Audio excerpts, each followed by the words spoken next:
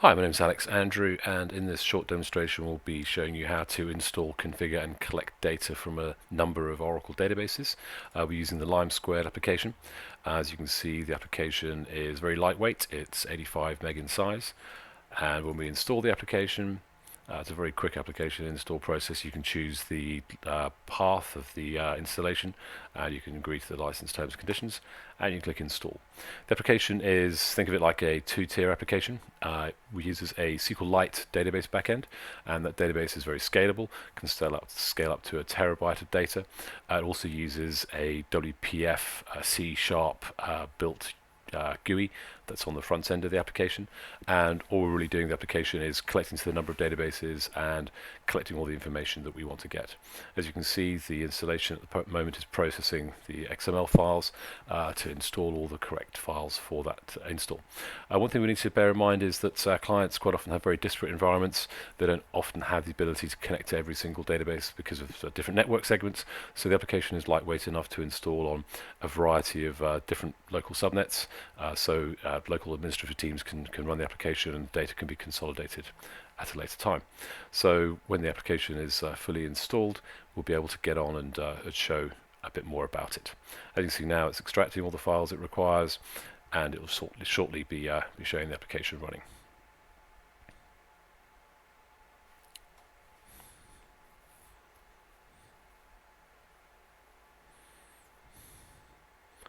So that's it, nearly finished. So that took a couple of minutes to the installer to run. So like I said, very lightweight installation, very quick application to install.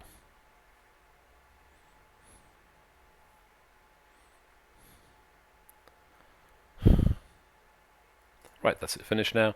So now if we launch the application, it then shows a splash screen, and here we have a very simple interface that enables our clients to collect the data we require.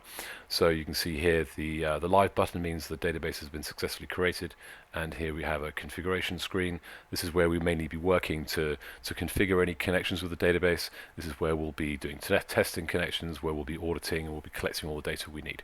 So to add a database, you can add one individually. So you can see here we can put in all the details we need.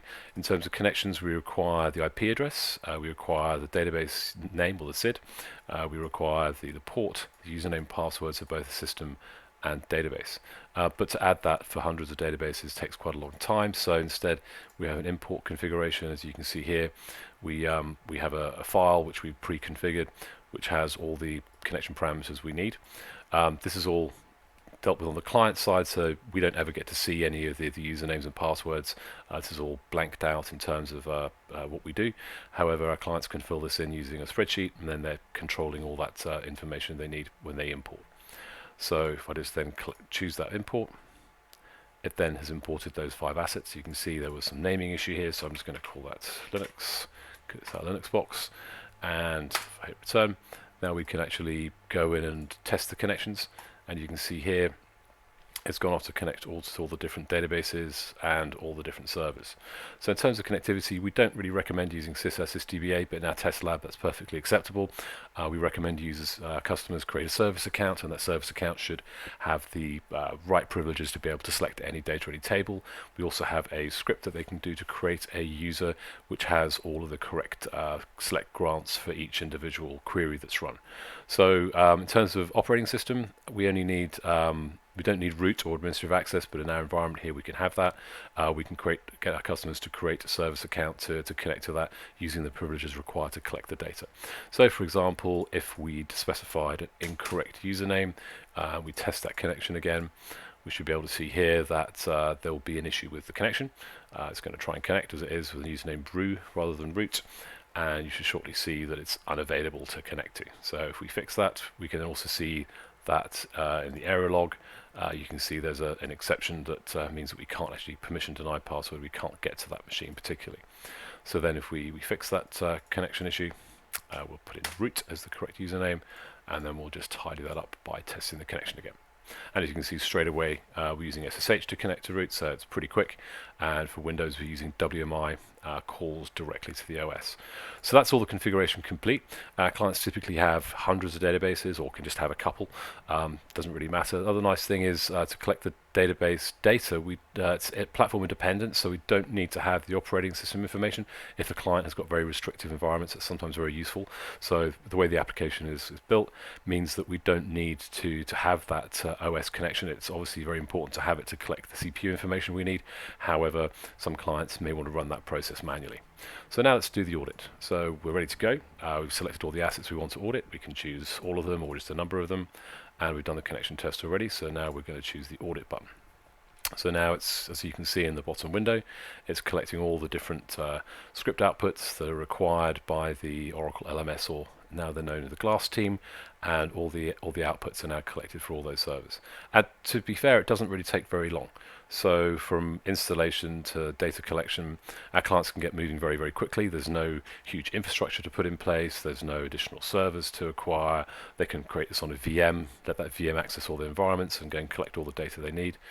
They can share that environment across different network segments if they want to.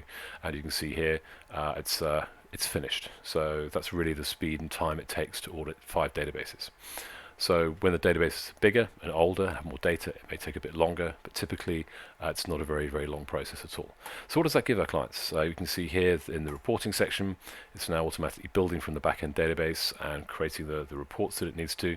You can see we collect all the relevant files that are needed. So we have Oracle DBA users, we have the detail, we have options, we have the $V license report, we have the $V sessions report, and the overview, which most of you will know as the OSW. We also have a nice little report here which we put in play, which shows the evidence report, where we're showing particular areas we feel that the client needs to look at in terms of options licensing. And to export the data, very simple, just click on the export button. You can choose the most recent, or you can choose whatever particular servers you want to. Just click on yes and choose the Lime report folder, and then it will just save that data to the folder. And that's a very, very straightforward, quick way of doing that. If you want to have a look at the outputs, you can see here the outputs are listed in the latest directory, and you can see here all the different files are exported. And also for clients, obviously you want to look at the CPU data collected. We have a special folder where that's all collected on connection, and it's in the program data directory, which is a standard Microsoft directory for different Oracle products. So you can see here all the CPU information is connected for that. So going back to the product, you can see it's a very easy, quick way for our clients to connect to multiple databases and collect all the data they need very, very quickly. Thank you very much for your time. Goodbye.